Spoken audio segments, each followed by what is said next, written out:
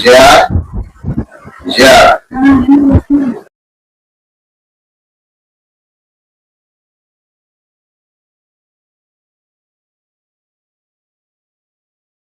ఆలోచనగా 2 సంవత్సరాలు అవుతుంది. ఆ అమ్మాయికి సంబంధం వస్తుంది. మాట్లాడు ఇప్పుడు అమ్మాయి పేరు చెప్పి సమాజం ఏమనుకుంటుందండి? చూడు విజయ, రేపు పొద్దున మనకి ఏమైనా అయితే రేపు పొద్దున సమాజం వచ్చి ఏమైనా అన్నం కట్టుకుంటా అమ్మాయికి. ఏమోనండి, నాకైతే ఇష్టం లేదు. అమ్మాయిని కూడా అడిగాను. సరే విజయ, నేను చెప్పాల్సింది చెప్పాను. నువ్వు అమ్మాయితో మాట్లాడు. సరేనండి, నేను అమ్మాయితో మాట్లాడు.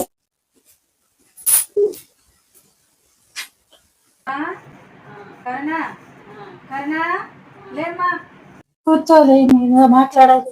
ఏదమ్మా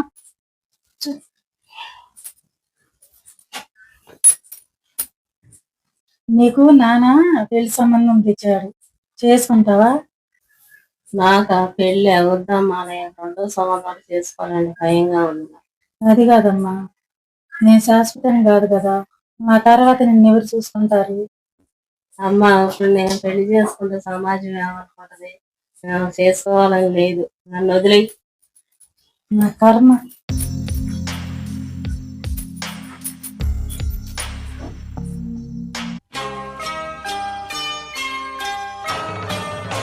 ఏమండి? కూర్చో. ఎప్పుడు మొబైల్ చెప్తానే నా మాట వింటారా? చెప్పు.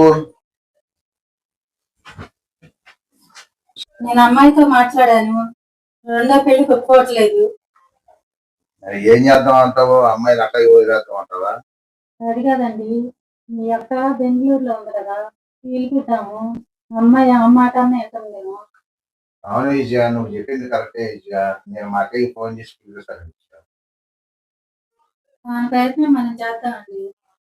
దేవుడు ఎక్కడ రాసి పెట్టుంటే దాని ద్వారా మాట్లాడాలి. సరే విజయ.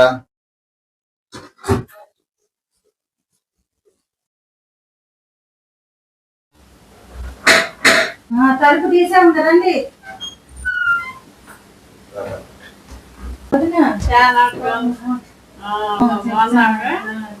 చాలా వెళ్తుంది. రండి.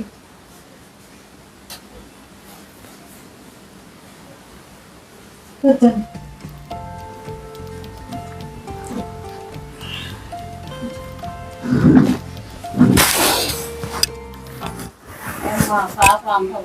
దాని గురించి వదిన నన్ను తెప్పించింది. ఉండండి, మంచిది కదా.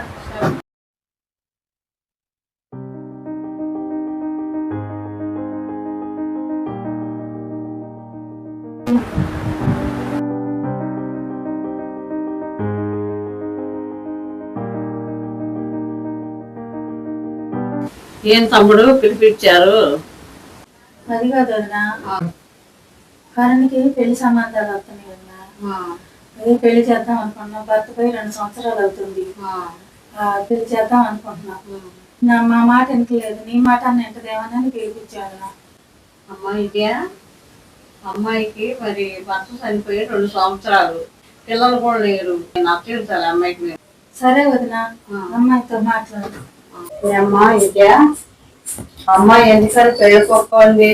అమ్మాయి భయపడటానికి ఏంటంటే కారణం వదిన, 2 సంవత్సరాలు అయితే భర్త చనిపోయి సమాజం ఏమనుకుంటుందో అని. విజయ, మన అదృష్టం ఏంటంటే అమ్మాయికి పిల్లలు లేకపోవటం. అమ్మాయి అందంగా ఉంటది కాబట్టి 2వ సంబంధం అయినా ఎవరైనా చేసుకుంటారు. అదిగాక వదిన, నువ్వంటే చిన్నప్పటి నుంచి దానికి ఇష్టం.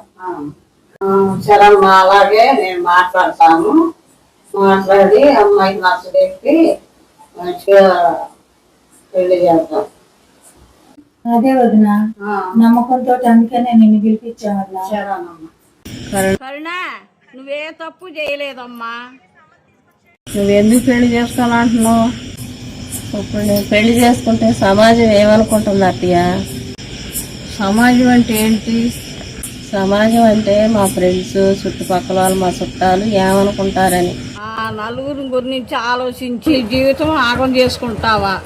ఏమ్మా కరుణ, ఈ ఊరు వదిలేసి నాతో పాటు బెంగళూరు వస్తే ఎవరన్నా గుర్తుపడతారా నిన్ను? అదేంటి అత్తయ్య అలాగన్నావు?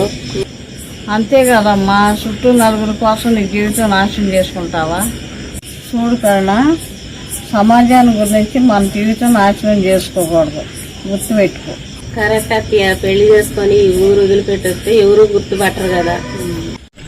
సరే అత్తయ్య, మంచి పెళ్లి చేసుకుంటా, అమ్మతో ఆరంభించుకుంటా. తమ్ముడు అమ్మాయితో మాట్లాడే, కొంచెం ముందేమో భయపడదు కానీ ఒప్పుకుంది. అక్క నువ్వు వచ్చి కరుణ్ నొప్పించావు, థ్యాంక్స్ అక్క, త్వరలో పెళ్లి చేద్దాం. సరే అయ్యా. వదినా, అమ్మాయి పెళ్లి కొట్టించావు, థ్యాంక్స్. 15 రోజులు ముందే వచ్చి పెళ్లి పనులన్నీ చూసుకోవాలి వదినా. సరే అట్లాగే అమ్మా. కరుణ, ఇట్రా అమ్మా ఒకసారి. వస్తున్నానమ్మా.